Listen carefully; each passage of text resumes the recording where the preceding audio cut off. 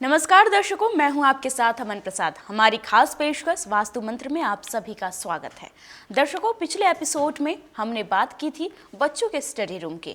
वास्तु शास्त्र के अनुसार अगर हम बच्चों के स्टडी रूम को व्यवस्थित करें तो किस तरह सकारात्मक परिणाम बच्चों को मिल सकते हैं। आज इसी विषय पर आगे और चर्चा करने के लिए हमारे साथ स्टूडियो में हैं वास्तु एक्सपर्ट आशीष गुप्ता जी। आशीष जी, वास्तु मंत्र कार्यक्रम में आपका स्वागत है। धन्यवाद अमन जी। नमस्कार दोस्तों। आशीष जी, वास्तु शास्त्र के अनुसार घर में बच्चों के पढ़ने के कमरे का क्या वास्तु होना चाहिए? उनके स्टडी टेबल किस दिशा में होनी चाहिए? लैंप जो होते हैं स्टडी लैंप, वो किस दिशा में होनी चाहिए? दर्शकों, आप लोग बच्चे को ईस्टर्न या नॉर्थ ईस्टर्न सेक्टर जो है प्रॉपर्टी के, वहाँ बैठाकर बच्चे को पढ़ाइए। बच्ची की टेबल ईस्टर्न जोन में लगाइए और जो लैंप हैं वो टेबल के साउथ ईस्ट जोन में रख के लगाइए। टेबल के साउथ ईस्ट से ऊर्जा आएगी, बच्चा ईस्ट फेस करके स्टडीज करेंगे जी। और भवन के और रूम के ईस्टर्न सेक्टर में बैठ के बच्चा स्टडी करेगा। ये एक सर्वश्रेष्ठ कॉम्बिनेशन है। कोई स्ट्रेस मैनेज करने का वास्तु उपाय है? बिल्कुल है और बहुत इफ़ेक्टिव उपाय है। और अमन जी, मेरा आपके माध्यम से सभी दर्शकों को निवेदन है कि ये बहुत सिंपल और बहुत इफ़ेक्टिव टिप है। मैंने सैकड़ों हज़ारों स्टूडेंट्स पे इसको अप्लाई किया है और हमने बहुत बेहतरीन इसके रिजल्ट्स लिए हैं। बच्चा स्ट्रेस में आता है, इसमें कोई गलत बात नहीं है। हमें सबसे पहले तो माता पिता को स्वीकार करना होगा कि बच्चा स्ट्रेस में आएगा। एक गला काट प्रतियोगिता है, तीव्र कंपटीशन है, उसके भविष्य का सवाल है। लेकिन जो स्ट्रेस है, स्ट्रेस को यदि हम एक ऊर्जा के रूप में देखें कि स्ट्रेस कोई बुराई नहीं है, ये एक ऊर्जा है। और न्यूटन के लॉ कहते हैं कि हम ऊर्जा को कभी भी समाप्त नहीं कर सकते, लेकिन ऊर्जा को हम परिवर्तित कर सकते हैं एक ऊर्जा से दूसरी ऊर्जा में। कंजर्वेशन ऑफ एनर्जी का जो प्रिंसिपल है, न्यूटन्स लॉ है। तो उस आधार पे यदि हम स्ट्रेस को एक ऊर्जा के रूप में देखें और यदि हम उस स्ट्रेस को एक पॉजिटिव एनर्जी में कन्वर्ट कर पाएं, तो वो जो स्ट्रेस की जो प्रॉब्लम थी, वो ना जो बच्चे को गिरा रही थी, वो ना सिर्फ दूसरी ऊर्जा में परिवर्तित होकर बच्चे को एनर्जी दे रही है, बल्कि वो उसको बेहतर अचीव करने में मदद भी कर रही है। इस सिद्धांत को स्ट्रेस मैनेजमेंट कहते हैं। लेकिन स्ट्रेस मैनेजमेंट का जो वास्तु नियम है वो बच्चे पे अप्लाई नहीं होगा, वो माता पिता पे अप्लाई होगा जी। तो जो माता पिता मेरी बात सुन रहे हैं आज, उनको लिए मैं कुछ वास्तु टिप्स देता हूँ। 2-3 बहुत सहज सिद्धांत हैं। स्ट्रेस कब होगा? जब बच्चे के दिमाग में विचार आकर रुक जाएंगे, यानी कि जो हमारा आकाश तत्व है वो गड़बड़ हो गया है। पृथ्वी, जल, अग्नि, वायु और आकाश 5 तत्व हैं।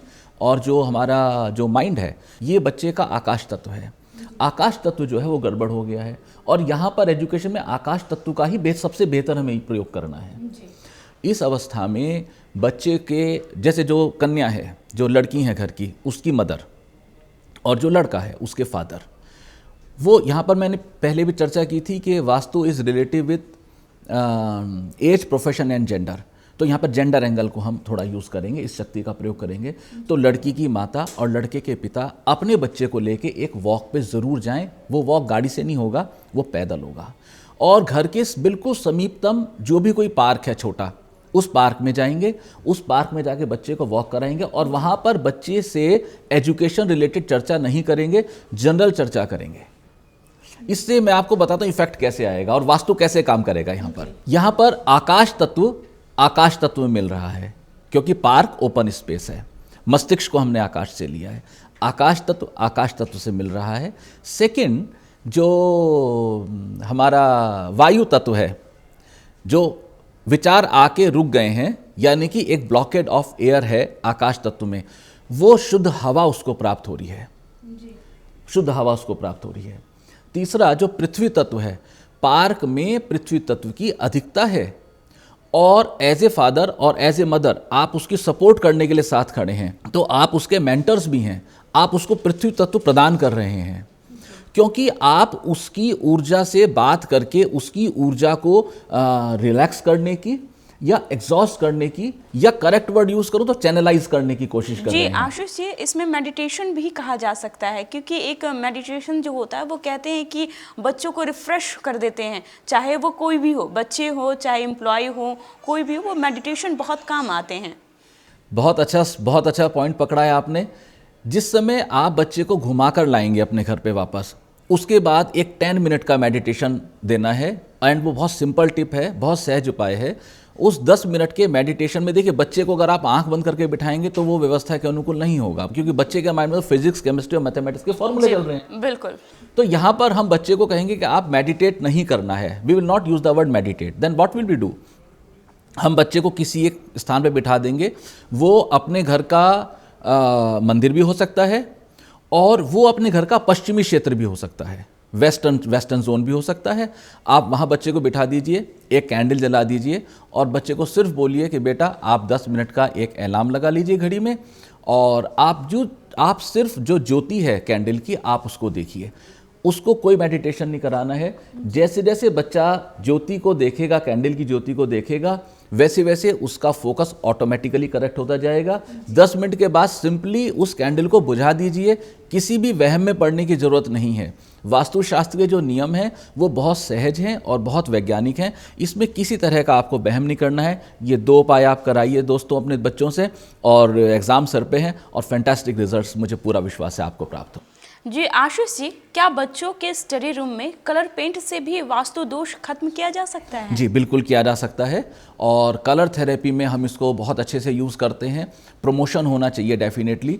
तो बच्चों के कमरे में जो रंगों का प्रयोग है वो बहुत सोच समझ के करना चाहिए, और बच्चों की जो नेचर है, प्रकृति है, उसके अनुकूल करना चाहिए। लेकिन सामान्य सिद्धांत के अनुकूल किसी भी परिस्थिति में बहुत तेज रंगों का प्रयोग नहीं करना चाहिए। मैंने कई बार देखा है कि लोग जो हैं दीवारों पे या तो बहुत गहरा नीला करा देंगे, या बहुत गहरा चॉकलेटी कलर करा देते हैं।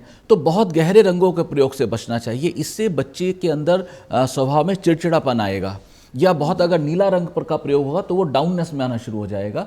तो मध्यम रंगों का प्रयोग करें, और बच्चों के कमरे में क्रीम कलर बहुत अच्छा रहता है, वाइट और वाइट के कॉम्बिनेशंस अच्छे रहते हैं, लाइट येलो अच्छा रहता है। इस प्रकार के हल्के रंग कराइए ताकि पॉजिटिविटी इंप्रूव। दर्शकों, हम बात कर रहे थे परीक्षा में बच्चों के हाई स्कोर बनाने की। कई बार देखने में आता है कि स्कूल और घर का माहौल पढ़ाई के लिए बहुत अच्छा होता है, बच्चे मेहनत भी पूरी तरीके से करते हैं, लेकिन इसके बावजूद भी उन्हें वो रिजल्ट नहीं मिल पाता है जितनी उन्होंने मेहनत की होती है। तो आशीष जी, बच्चे क्या उपाय करें जिससे वो एग्जाम में अपनी अच्छी परफॉर्मेंस दे पाए और हाई स्कोर बना पाए? कंपटीशन का ज़माना है, और हाई स्कोर एकमात्र मंत्र है। 3 क्षेत्र की हम बात करेंगे दोस्तों। 3 जोन हैं वास्तु के आधार पर भवन के, जिनको मुख्यतया फोकस करना होगा। नॉर्थ वेस्ट, नॉर्थ और नॉर्थ ईस्ट। नॉर्थ वेस्ट यानी कि वायव्य कोण जी, नॉर्थ यानी कि उत्तर, और नॉर्थ ईस्ट यानी कि ईशान कोण। इसमें एक दिशा है और 2 विदिशाएं हैं, लेकिन जहां पूरा प्रभाव है वो नॉर्थ का है।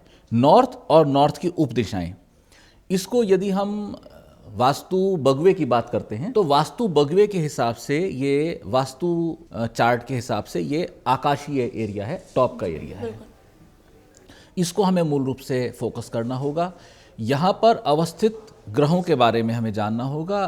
चंद्र, बुध, बृहस्पति, ये 4 ग्रह रेस्पॉन्सिबल हैं, और ये 4 ग्रह हमारे सपोर्ट करें वास्तु के अनुकूल तो बच्चे अच्छे नंबर लें, इसमें कोई संदेह बाकी नहीं बचता है। चंद्रमा यानी कि नॉर्थ वेस्ट, बुध यानी कि नॉर्थ, और नॉर्थ ईस्ट यानी कि बृहस्पति।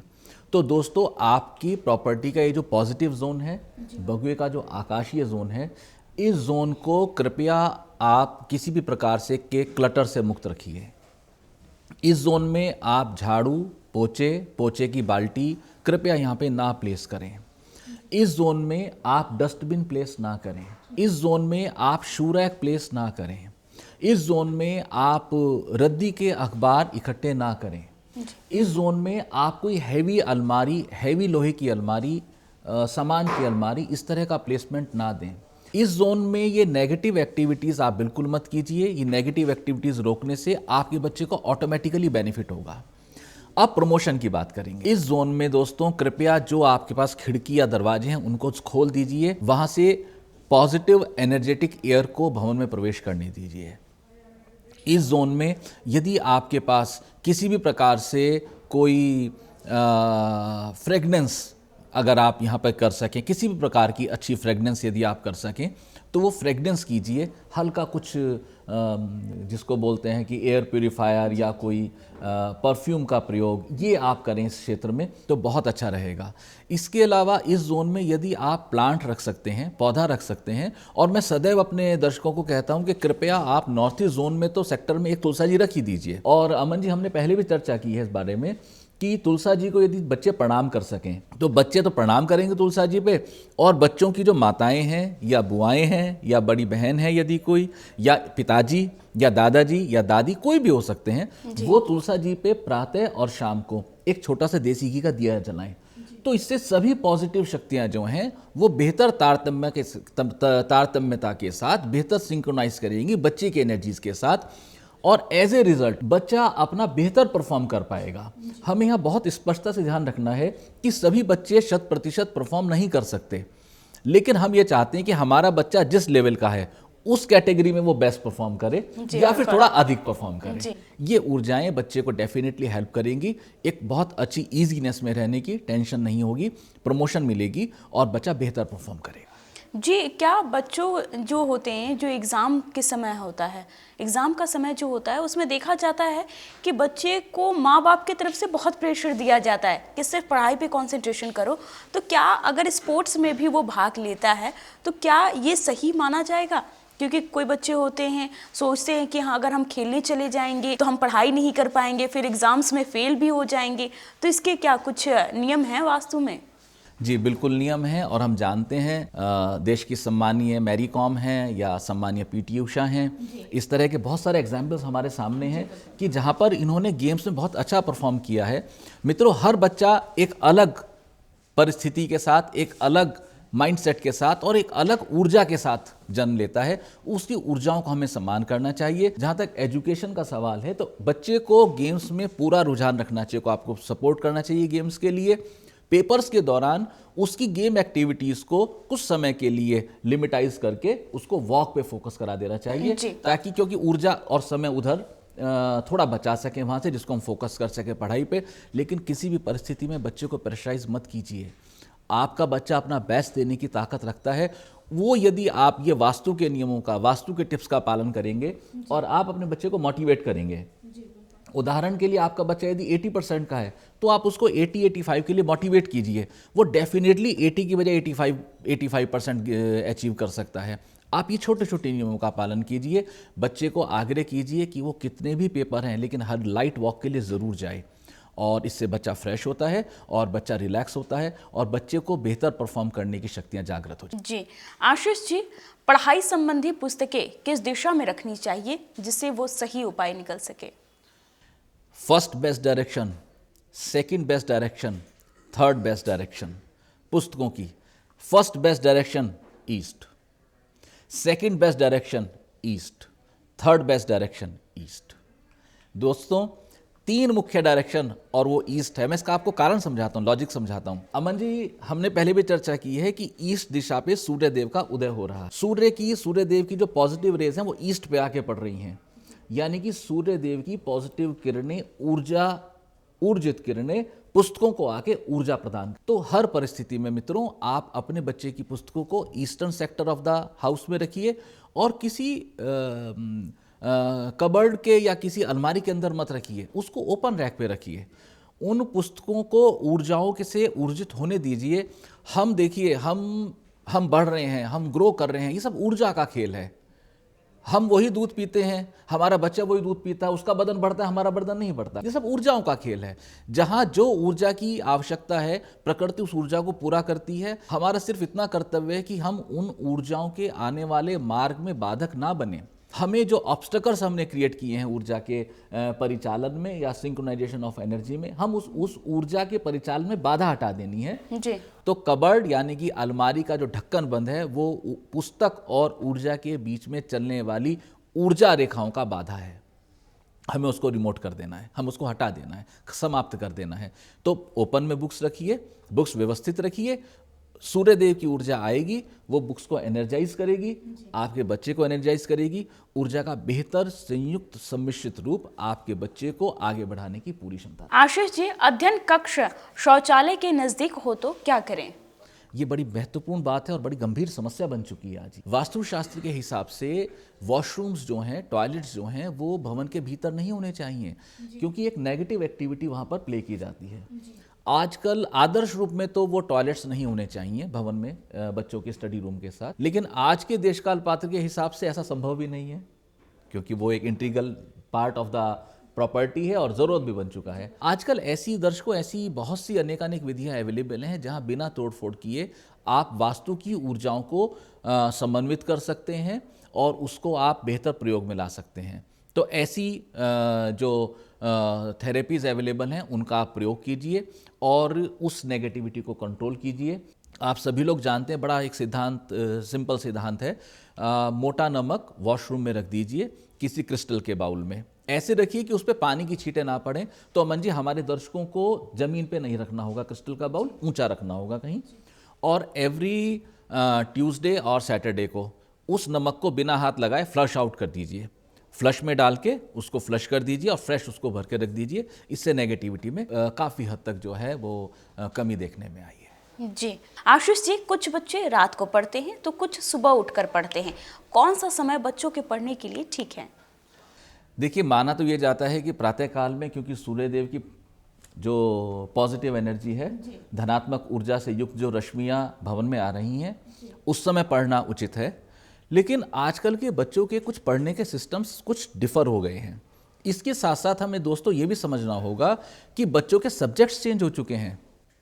उसके अनुकूल आज जो बच्चा जिस समय पढ़ना चाहता है, हम उसको उसी समय पढ़ने में कोई भी इंटरफेयर नहीं करेंगे। बच्चा प्रातःकाल उठ के पढ़ना चाहता है, हम कहेंगे स्वागत है, आप प्रातःकाल पढ़िए। दिन में पढ़ना चाहते हैं, दिन में पढ़िए। रात्रि में पढ़ना चाहते हैं, रात्रि में पढ़िए। हमें भी अपना याद है, जब हम छोटी क्लास में तो सुबह उठ के पढ़ते थे, लेकिन जब हम अपनी इंजीनियरिंग सेशन में आए तो उस समय हमने रात को पढ़ना शुरू किया था।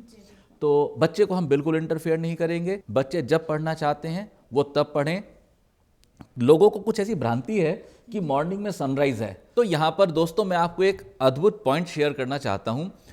सनराइज है, मैं स्वीकार करता हूँ, लेकिन सूर्य एक ही हैं हमारी पृथ्वी के लिए, और वो सूर्यदेव हर समय हर क्षण कहीं ना कहीं सनराइज कर रहे हैं।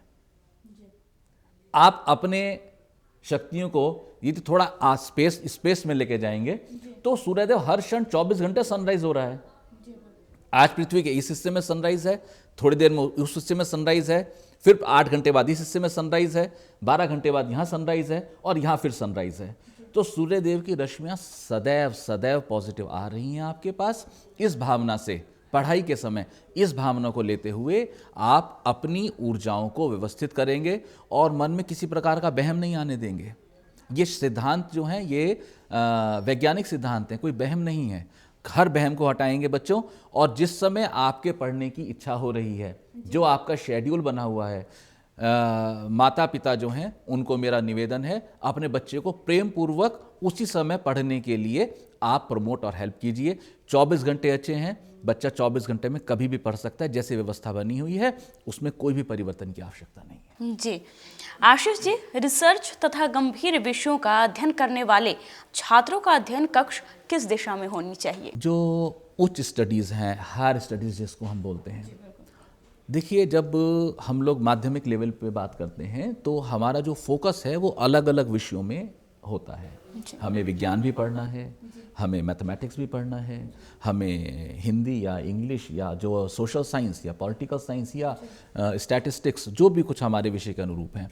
लेकिन जैसे जैसे हम ऊंचे जाते हैं पढ़ाई में, हमारे हायर स्टडीज़ की तरफ जाते हैं, तो हमारा फोकस एक मुख्य सब्जेक्ट पे आता जाता है और उस सब्जेक्ट पे फोकस रखना बहुत आवश्यक है। एक पॉइंट पे रहना है, एक पॉइंट को सोचना है, एक पॉइंट से चलना है, और उसके हिसाब से एक पॉइंट के हिसाब से हमें ये देखना होगा कि कौन सी वो दिशा है जो हमें एक पॉइंट पे फोकस रखने में सहभागी है। और अमन जी, मैं अपने दर्शकों को बताना चाहता हूँ, पश्चिम दिशा में बहुत कम प्रयोग हुए हैं, लेकिन पश्चिम दिशा फोकस के लिए एक अद्भुत दिशा है। हमने पहले भी चर्चा की है कि जो बच्चे चंचल हैं उनको वेस्ट दिशा की शक्ति का प्रयोग करना चाहिए।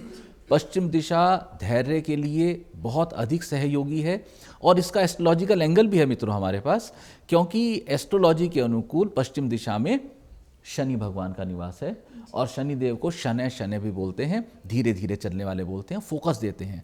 तो हर वो व्यक्ति जो हायर स्टडीज़ में है, यहाँ पर एज बार नहीं लेंगे, तो वेस्ट का आप पूरा का पूरा दोस्तों प्रयोग करें, और जितने भी हायर स्टडीज़ के हमारे दर्शक हैं वो पश्चिम दिशा का प्रयोग करें, उनको अद्भुत परिणाम इसमें देखने को मिलेंगे। पश्चिम दिशा धैर्य के लिए सर्वोत्तम दिशा है। तो दर्शकों, आपने आशीष जी से जाना स्टडी रूम के बारे में। अब कार्यक्रम की अंतिम कड़ी में जान लेते हैं आज का वास्तु टिप्स। तो आशीष जी, बच्चों की परीक्षा सर पे है, और ऐसे कुछ दर्शकों को टिप्स दीजिए ताकि वो बेहतर परफॉर्म कर पाएं। दर्शकों, विश्वास मजबूत रखिए, आपके बच्चे बहुत इंटेलिजेंट हैं और उनके अंदर बहुत बेहतर कर पाने की पूरी संभावना है। प्रकृति के पास देने के लिए अकूत संपदा है, वहाँ कोई कमी नहीं है। सिर्फ कमी है तो हमारी इंटरफेसिंग की, हम प्रकृति के साथ इंटरफेस नहीं कर पाते हैं, कनेक्शन नहीं जोड़ पाते हैं, और वो इंटरफेसिंग की पावर वास्तुशास्त्र हमें प्रदान करते हैं कि हम प्रकृति के साथ अपने बच्चे की ऊर्जा का, अपने बच्चे की शक्तियों का इंटरफेसिंग या प्रॉपर कनेक्शन स्थापित कर। छोटी छोटी जो मैंने चीज़ें शेयर की हैं वो अगर हमारे मित्र, हमारे भाई बहन करें तो बच्चों को रिजल्ट्स में बहुत अच्छा आएगा। कृपया दोस्तों, आप ईस्ट फेसिंग करके पढ़ें, पूरब की ओर अपना मुख करके पढ़ें, ये बहुत अच्छा रहेगा। आपके कमरे में एक माँ सरस्वती की तस्वीर आपकी ऊर्जा की, एजुकेशन की जो ऊर्जा है उस शक्ति को बहुत अच्छे से बेटर प्रमोट करती है, बहुत आवश्यक है। माता पिता के साथ सुबह में, शाम में, दिन में जब भी टाइम मिले, एक छोटा सा पार्क का 10 या 12 या 15 मिनट का वॉक आपको बहुत रिलैक्स देगा, ईज देगा, और उस समय आप अपने पेरेंट्स के साथ अपनी चैटिंग कीजिए, बात कीजिए, जिस भी विषय पे आप बात करना चाहते हैं वो बात कीजिए। और पेरेंट्स आपके लिए यहाँ पे मेरा सुझाव है कि आप कोशिश की अपने सब्जेक्ट पे बात ना करके बच्चे के मन का जो सब्जेक्ट है उस पे बात करें। बच्चे के मन में जो विचार रुका हुआ है वो पार्क में आपकी चहलकदमी के दौरान वो बह जाएगा, उसकी ऊर्जाएं व्यवस्थित हो जाएंगी। बच्चों, मैंने आपको एक छोटा सा टिप दिया है कि कृपया किसी ग्रीन प्लांट को पानी अवश्य दीजिए, और ग्रीन प्लांट के साथ अगर माताएं बहनें तुलसा जी में एक दीपक जला सकें, इससे बेटर होगा। पूर्ण मन से, पूर्ण विश्वास से माँ सरस्वती का जो मंत्र मैंने प्रदान किया, मुझे भी मेरे गुरु से मिला है अमन जी, मेरे गुरु की शक्तियों के साथ मैं ये आगे दे रहा हूँ, बाकी उसमें मेरा तो कुछ भी नहीं है। मैं ऐसा मानता हूँ कि मेरे गुरु ही आपको प्रदान कर रहे हैं। इस मंत्र का आप पाठ करें, माताएं बहनें इसका पाठ करें, और बच्चे बहुत अच्छा परफॉर्म करेंगे। हर बच्चा विलक्षण है, हर बच्चे में शक्ति है, हर बच्चे में आगे बढ़ने की भरपूर संभावनाएं हैं, और मुझे पूर्ण विश्वास है कि आपके बच्चे बहुत आगे बढ़ेंगे, जीवन में बहुत नाम कमाएंगे, घर परिवार, समाज क्षेत्र और राष्ट्र का नाम रोशन करेंगे, ऐसी मेरी कामना। तो दर्शकों, आज आपने आशीष जी से जाना एजुकेशन के लिए वास्तुशास्त्र के नियमों के बारे में। तो वास्तुशास्त्र पर हमारी चर्चा आगे भी जारी रहेगी। आशीष जी, आप हमारे स्टूडियो में पधारे, इसके लिए आपका बहुत बहुत शुक्रिया। धन्यवाद। बच्चों, आपके लिए मेरी बहुत शुभकामनाएं। बच्चों, आपके लिए मेरी बहुत शुभकामनाएं। ईश्वर आपको पूर्ण आशीर्वाद प्रदान।